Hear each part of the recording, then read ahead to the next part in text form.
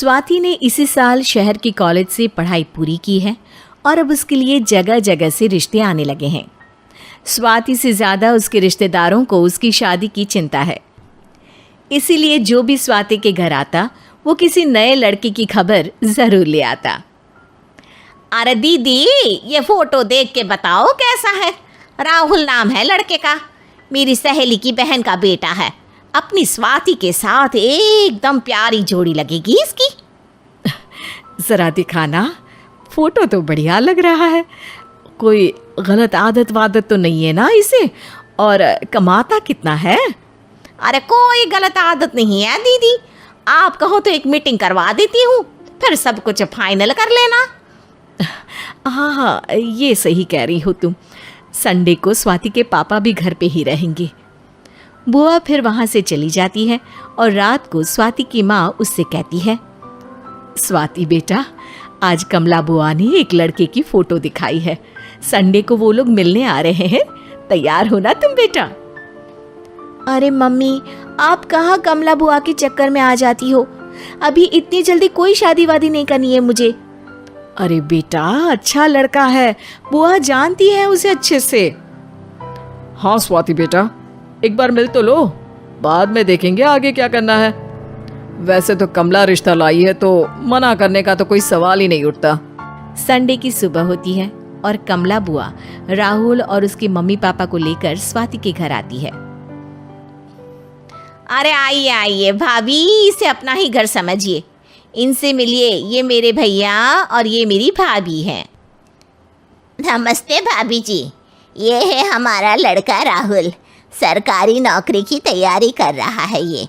वैसे आपकी बेटी कहाँ है? अरे स्वाति बेटा, बाहर आ जाओ। वैसे कितनी पढ़ाई की है स्वाति ने? जी, पोस्ट ग्रेजुएट है हमारी बेटी साइंस में। ये सब तो ठीक है, पर घर संभालना जानती है या नहीं? हमें कौन सी इससे नौकरी करवानी है, नौकरी तो मेरा बेटा करेगा ही। पर मैंने इतनी पढ़ाई की है और आप चाहती हैं कि मैं घर पर ही बैठी रहूं? अरे स्वाति बेटा, ये बड़ों की बात में तुम कहाँ बोल पड़ी? हम सब देख लेंगे क्या करना है क्या नहीं। हम तो इसी बात पर विश्वास करते हैं कि घर के लड़कियां घर में ही रहे तो ज़्यादा अच्छा रहता है, वरना भाई साहब आप तो आजकल के हाल जानते ही हैं, कितनी घटनाएं होने लगी हैं औरतों के खिलाफ। स्वाति बेटा, रसोई का काम तो पूरा जानती हो ना? शादी के बाद तुम्हें ही संभालना है वो सब। अरे बहुत अच्छा खाना बनाती है ये, आप सब लोग इसकी तारीफ करते नहीं थकेंगे। लो भाई, हो गई मीटिंग, अब शादी की तारीख फाइनल कर लेते हैं, क्यों भैया? भाई हम तो पंडित जी से चर्चा करने के बाद ही तारीख फाइनल करेंगे, सालों से हम उनकी बातें मानते हुए आ रहे हैं। लड़के वाले और कमला बुआ की बातें सुनकर स्वाति एकदम नाराज हो जाती है और उसे लगने लगता है कि शादी के बाद उसे घर पर ही बैठना पड़ेगा। लेकिन घर वालों के आगे उसकी एक नहीं चलती और उसे शादी के लिए हाँ कहना पड़ता है। शादी का दिन आ जाता है और सब मंडप में जमा होते हैं। अब फेरों का समय हो गया है, अब कन्या अपने वर से 7 वचन मांगेगी। आप किसी धार्मिक आयोजन में जाए तो मुझे भी ले जाएंगे। आप मेरे माता पिता का भी बराबरी से सम्मान करेंगे, हमेशा मेरा साथ निभाएंगे। आपको दोनों परिवार की जिम्मेदारियां बखूबी निभानी होगी। हर जरूरी बात में मेरी भी राय लेंगे। आप सभी गलत आदतों से दूर रहेंगे। आप मेरे अलावा किसी और औरत से कोई गलत संबंध नहीं बांधेंगे। ये 7 वचन पूरे हुए, वर क्या तुम्हें ये सारे वचन मंजूर है?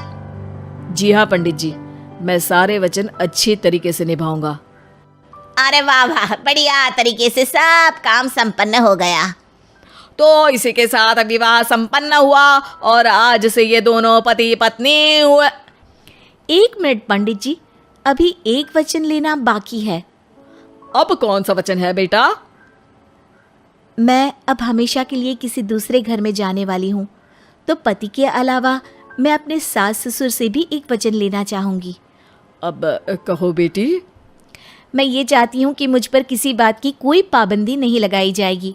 मुझे सब कुछ करने की आज़ादी होगी और मैं भी विश्वास दिलाती हूँ कि मैं एक अच्छी बहू बन के दिखाऊंगी। स्वाति की बात सुनकर उसके सास ससुर एकदम चौंक जाते हैं और कुछ बोल नहीं पाते कि उतने में कमला बुआ बोल पड़ती है। अरे बेटा, ये भी कोई कहने की बात है? रानी बन के रहोगी तुम तो। वचन देने से पहले सोच लीजिए, क्योंकि शास्त्रों में वचन ना निभाने वालों के लिए नरक से भी बदतर सजा लिखी है।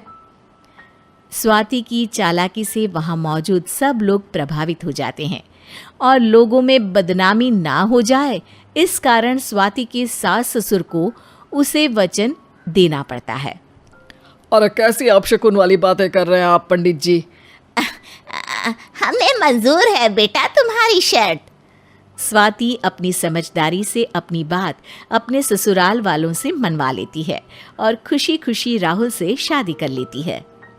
अब से हर शादी में मैं खुद 8 वचन दिलवाऊंगा। ओम मंगलम मंगलम मंगलम।